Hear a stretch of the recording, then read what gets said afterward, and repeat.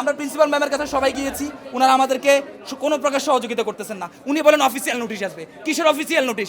যে নোটিশে আমাদেরকে আধা ঘন্টার মধ্যে হল থেকে বের করতে বলা হয়েছে, সেই নোটিশের অবৈধ সরকার তো পতন হয়ে গেছে। সেই নোটিশ কিভাবে এখানে জারি থাকে? জারি থাকতে পারে না। আমরা নিরাপত্তাহীনতা ভুগতেছি কারণ প্রশাসন আমাদেরকে এখনো পর্যন্ত নিরাপত্তার নিশ্চয়তা দিতে পারেনি। বাইরের লোকজন আমাদের এখানে ক্যাম্পাসে অবস্থান করে। এই মুহূর্তে অবস্থান করছি মিরপুর আয়ুর্বেদিক মেডিকেল কলেজ হাসপাতালে। আপনারা যদি একটু দেখতে পারবেন যে বর্তমান যে পরিস্থিতি এখানে বিরাজ করছে, একটা তো উত্তাল অবস্থা। এখানে কোনোভাবেই আসলে নিরাপত্তাহীনতায় ভুগবে না বা তারা অনিরাপত্তায় থাকবে না, এমনটাই কিন্তু তারা বলছে। এবং এখন পর্যন্ত যেমনটি দেখতে পাচ্ছি, শিক্ষার্থীদের সাথে শিক্ষক মণ্ডলীদেরকে নিয়েই তারা হলগুলো ভাঙবে এবং সেখানে আগ্নেয় অস্ত্র আছে এমনটাই কিন্তু তার ধারণা করছে। শুধু আগ্নেয় অস্ত্র নয়, দেশীয় অস্ত্রশস্ত্র কিন্তু গতকালকে তারা উদ্ধার করেছে এবং আজকে উদ্ধার করার ইচ্ছা কিন্তু রয়েছে এবং কিছুক্ষণের মধ্যে হয়তো তারা সেগুলো উদ্ধার করতে সক্ষম হবে, এমনটাই কিন্তু তারা জানিয়েছে। কোনো কিছু নিয়মের মধ্যে নিয়ে যাচ্ছে না স্যার। আর আমাদের হলে যদি কোনো অস্ত্র থেকে থাকে তাহলে ওই স্টুডেন্ট নিরাপত্তাকে দিবে স্যার। আপনারা যদি এখন না যান তাহলে এই যে বিধিকর পরিস্থিতিতে সৃষ্টি হয়েছে, এই দায় দায়িত্ব কিন্তু স্যার আপনাদেরকে নিতে হবে স্যার। এই দায় দায়িত্ব কিন্তু স্যার আপনাদেরকে নিতে হবে স্যার। আমরা স্যার উনি স্যার এখন অফিসিয়াল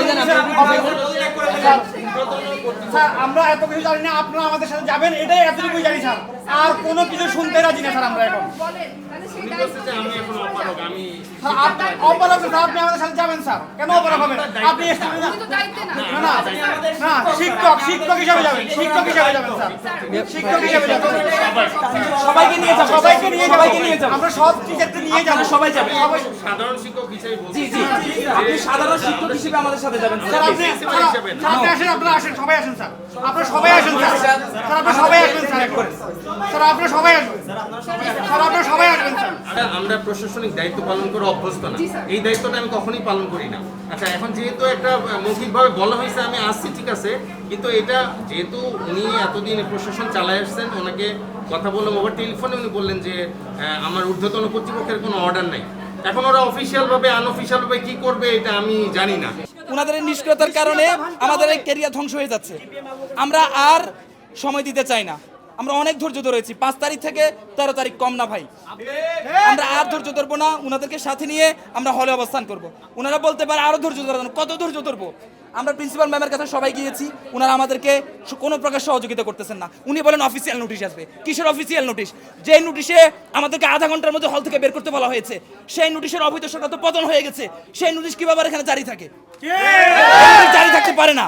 বৈষম্য বিরোধী ছাত্র আন্দোলনের ব্যানারে যেমন আমরা বাইরে অবস্থান করে আমরা সরকারের পতন ঘটিয়েছি, আমাদের প্রশাসন যদি আমাদের এই বৈষম্য বিরোধী ছাত্র আন্দোলনের কর্মীদেরকে সহযোগিতা না করে, আমরা কার্যকরী পদক্ষেপ নিয়ে আমাদের সাধারণ ছাত্রের অধিকার প্রতিষ্ঠার জন্য যে কোনো পদক্ষেপ বাস্তবায়ন করতে বাধ্য হব। আমরা নিরাপত্তাহীনতা ভুগতেছি কারণ প্রশাসন আমাদেরকে এখনো পর্যন্ত নিরাপত্তার নিশ্চয়তা দিতে পারেনি। বাইরের লোকজন আমাদের এখানে ক্যাম্পাসে অবস্থান করে। আমাদেরকে যখন কলেজ প্রশাসন আমাদেরকে সহযোগিতা করতেছে না, তখন আমাদের সিনিয়র ভাইরা কয়েকজন আমাদের যে স্থানীয় প্রশাসন আছে, কাফরুল থানা সহ আমাদের আইনশৃঙ্খলা রক্ষাকারী বাহিনী, ওদের সাথে যোগাযোগ করেছেন।